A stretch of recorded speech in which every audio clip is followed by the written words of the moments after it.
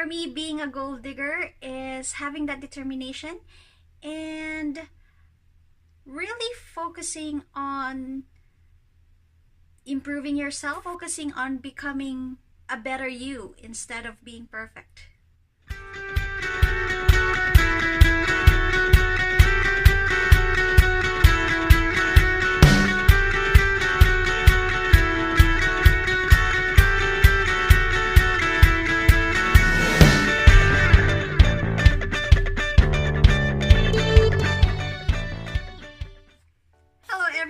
Welcome back to my channel, and for those of you who are first time here, thank you and welcome. Ayun. So because of my intro, you already know that I received my November Boxycharm. And I feel like this is gonna be my favorite out of all the boxes that they sent me, mainly because of their theme for November, which is the Goaldigger. Alam niyo yun, yung pakiramdam ko, ako tong box na to. So without further ado, let's just open this. So the first item, items that I got is this Luxie, Luxie Luminous Eye Set. Ganda ng colors niya, guys. It's gold, and I think I got, what is this? This is the Luxie 121 mini tapered brush, and I do have the 131 mini angled brush. Yan. And then I got the mini round and the mini flat angled brush. There you go. And this retails for $21. Then the next item that I got is the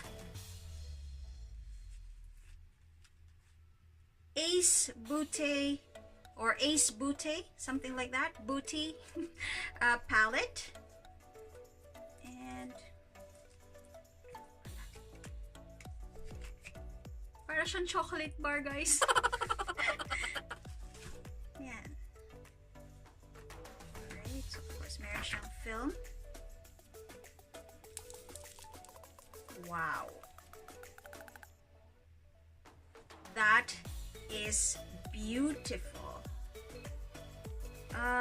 And I do have 4 matte shades and 4 glittery shades or shimmer shades, which I think is very, very nice. Alam niyo yun, yung parang very ano siya, balance siya ng matte and shimmer. So maybe let's start swatching this. So let's start with the matte shades, and I got the patchouli and clove. Wow, very creamy yung consistency niya, guys. Just like I remember the first one that I got, yung first na palette na na-receive ko from Boxycharm. Ganito din yung consistency niya, napaka-creamy. Okay, maganda naman. Medyo chalky lang tong lighter shade, which is the patchouli. Medyo chalky siya ng konti. Okay, and then let's try the poppy and cinnamon.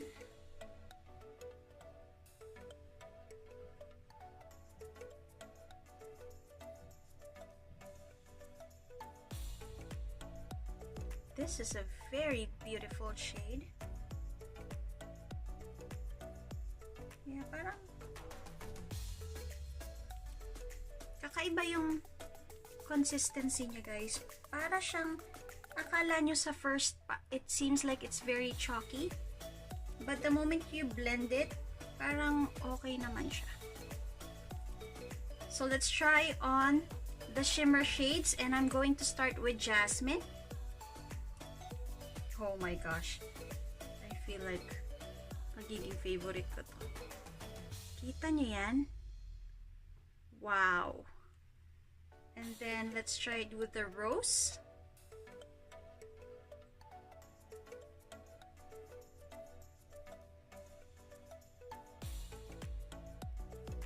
And then I got the myrtle and primrose.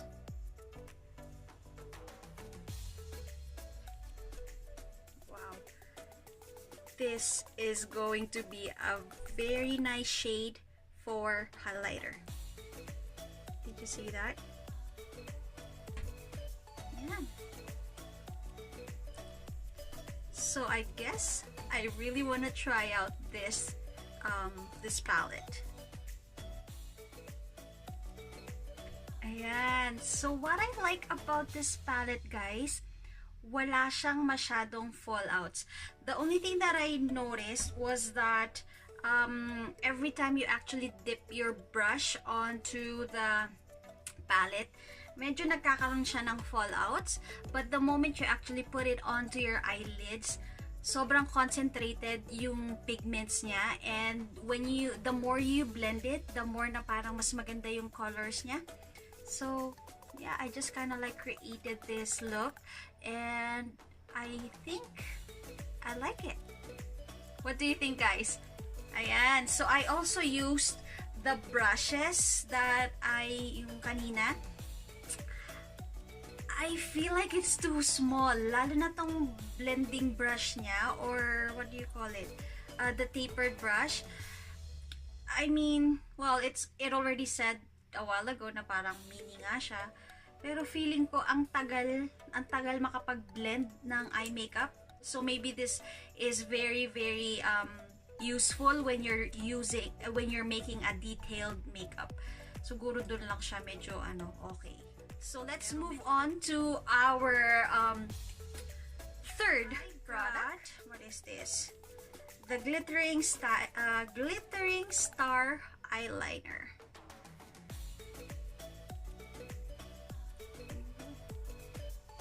And this retails for $5.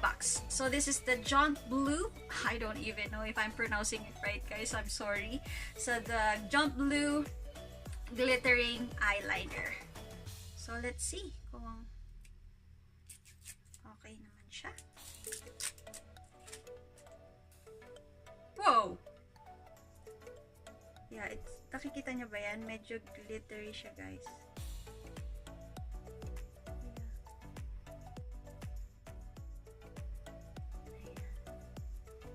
I don't know if you can notice, guys, pero yeah, very glittery siya.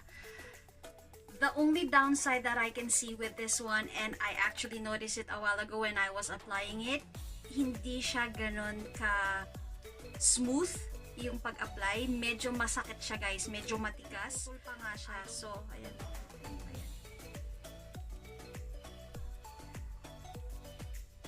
So, hindi siya ganon ka-smooth sa pag-apply ng eyeliner. So, medyo masakit siya. But that's okay. So, again, this retails for $5. And then, the next one that I got is the Lashaholic, did I say that right? Lashaholic Luxie Lashes. I love that all the colors in this box are gold, which is really cute. There. Oh, wow. Sobrang haba nito, guys. And this lashes retails for $14.99. Ayan, grabe. Sobrang laki ng pilik mata ko, guys. Makakantsawa na naman ako, nakamukha ko si Minnie Mouse. But I think I love this eyelashes. You notice, guys, medyo nagiging watery na yung mata ko kasi hindi talaga sanay yung mata ko for eye makeup. So, ayan. So, using all these items in Boxycharm, yan yung nagawa natin sa eyes. And of course, for the last but not the least, this is what I'm actually excited for. Like, yung glitter drops. Yan. And this retails for $44. Guys, $44. Okay.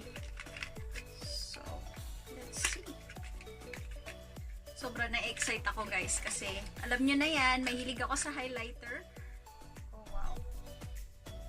Oh my god, this is so gold. Okay, let's try it. Konti lang guys muna ha. Tingnan natin kung...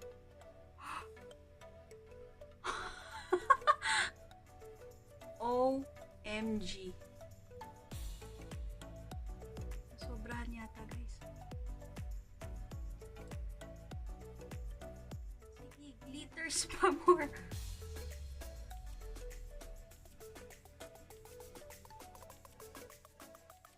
Did you see that? Look at my hands.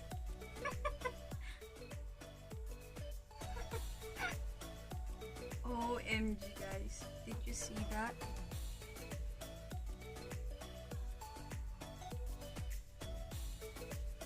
Naka-ready na ba yung mga sunglasses nyo guys? Kasi mukhang mabubulag kayo sa highlighter ko eh. Oh wow. This is so beautiful. And I think you could also use this as a kind of like a lip gloss. So let's see.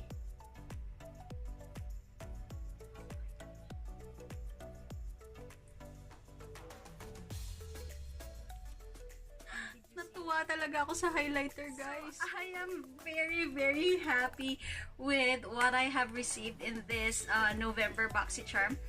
Guys, what do you think about this look? Parang feeling ko, yan, bulag na talaga kayo, guys. Pati buhok nalagyan na ng shimmer. But anyways, hindi talaga ako sanay ng ganito ka-glam na makeup. So I really enjoyed creating this look for the November theme, which is the Goaldigger. I hope you guys also enjoyed it. And of course, leave me some comments down below on what you think about this look.